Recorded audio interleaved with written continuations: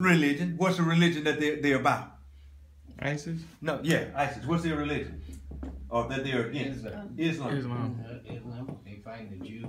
Yeah. Christianity? They're against Christianity. All of this stuff.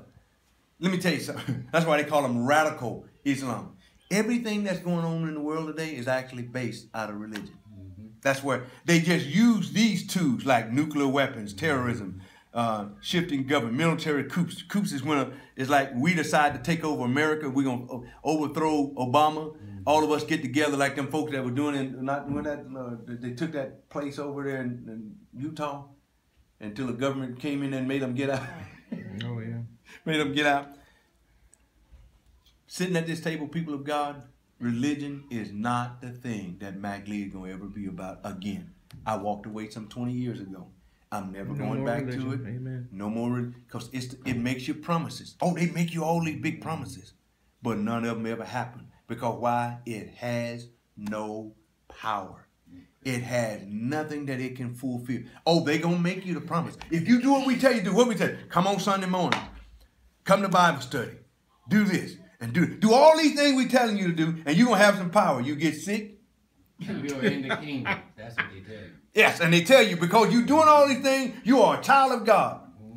But when you get sick, Jesus said, all these things, well, you shouldn't have been eating that pork skin. you shouldn't be eating, you should be eating vegetables. They got to find a reason. No, Jesus cured people and their problems, and he didn't discuss how they got that problem.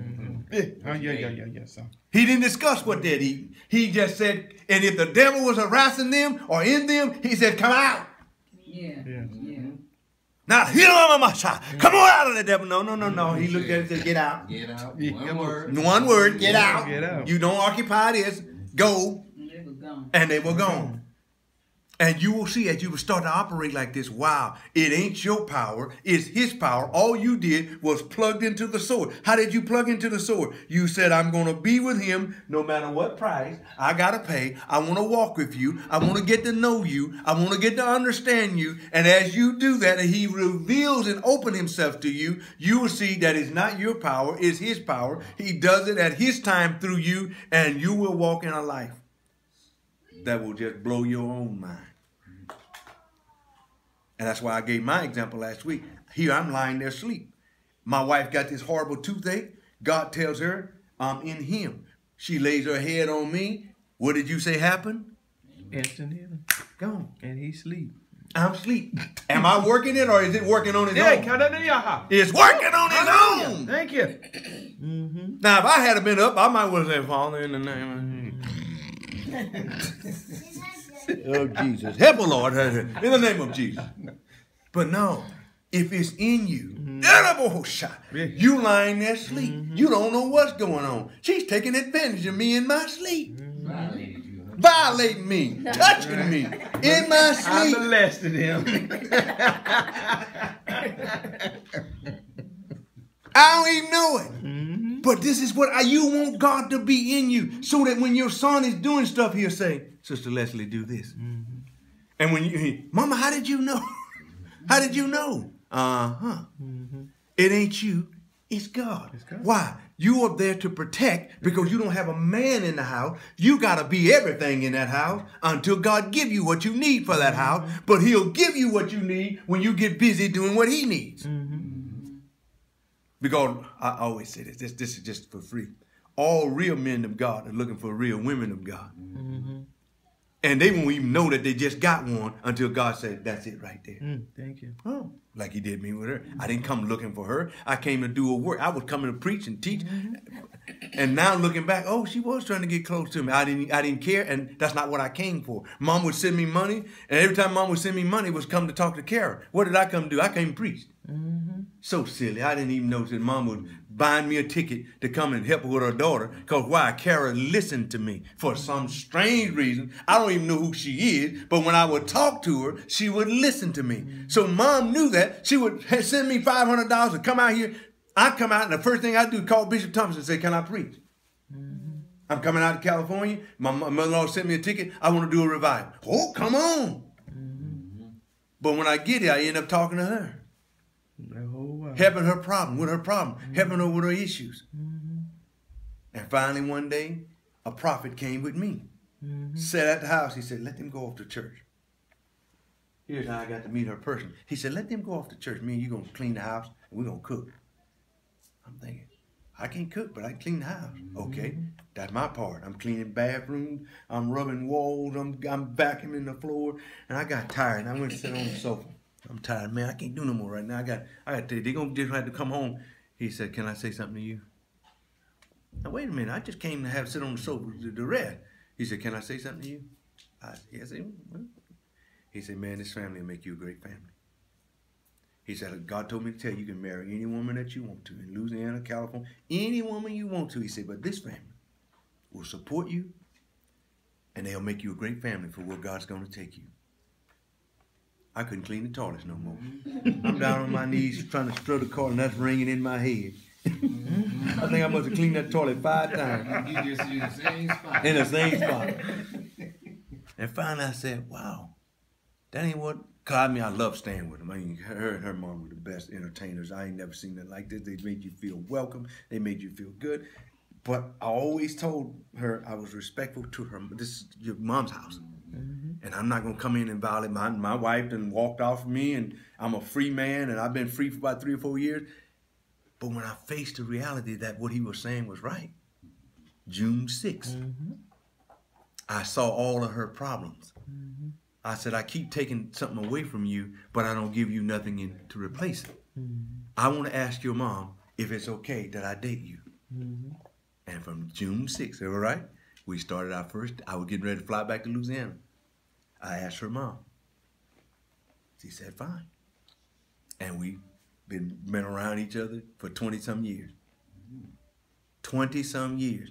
But had he not been with me, man, I got set up. I remember I'd come out here. They set me up.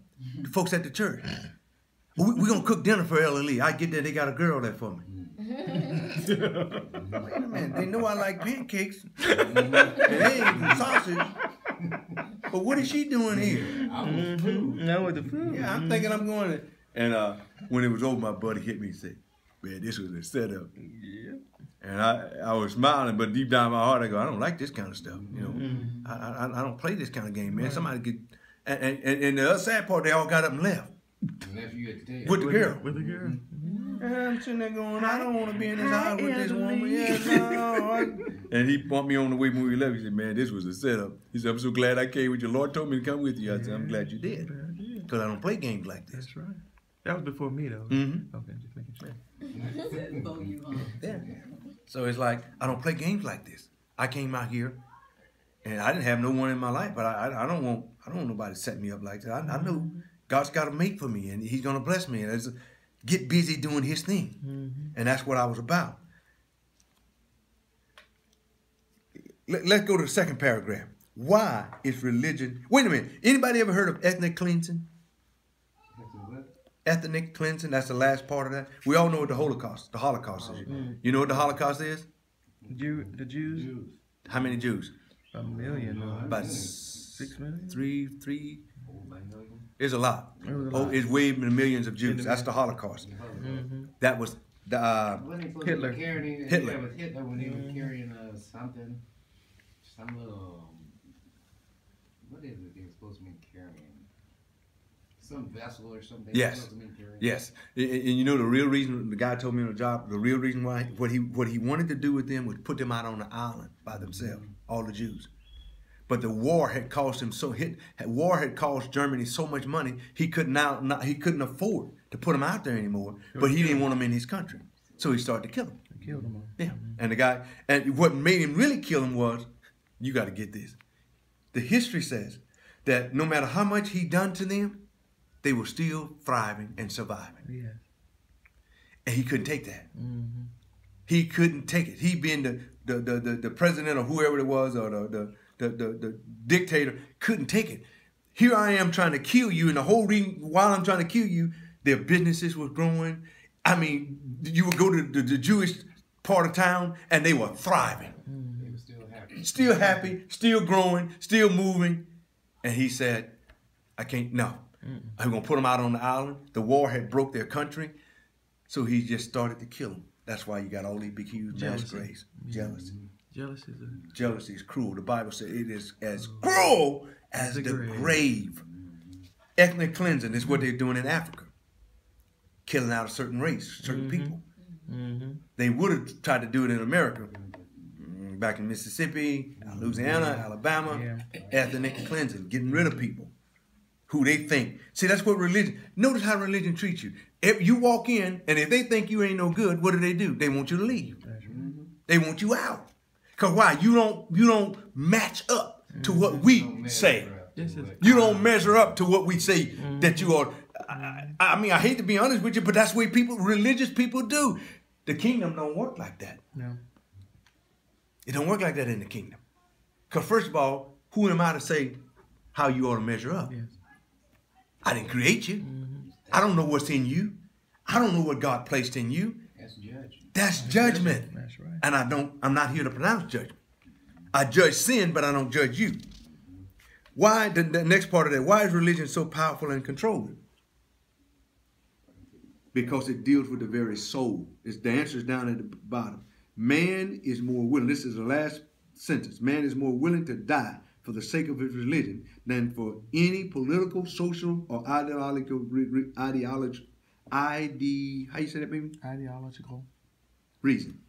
He will die. That's why these guys strap themselves with bombs. These girls are now doing it. They put a bomb and walk up in there and blow that train up. Blow everybody. Because they're saying they're going to see Allah, which is God. And that's all in the name of religion. That's all in the name. That's why I want you to read this book. From preface to acknowledgement. I want you to see what this man, he put 20 years into this. At least we could take 10, 15 minutes a day. Okay, so what do you want us to read? Acknowledgement? Start at the very, my wife and I read an article one time, the way to read the book is from the cover to, from cover to cover. And dedication? For all of it. Start with the very first part of the cover. Dedication, everything. And it'll help you get an idea of what the author is trying to say.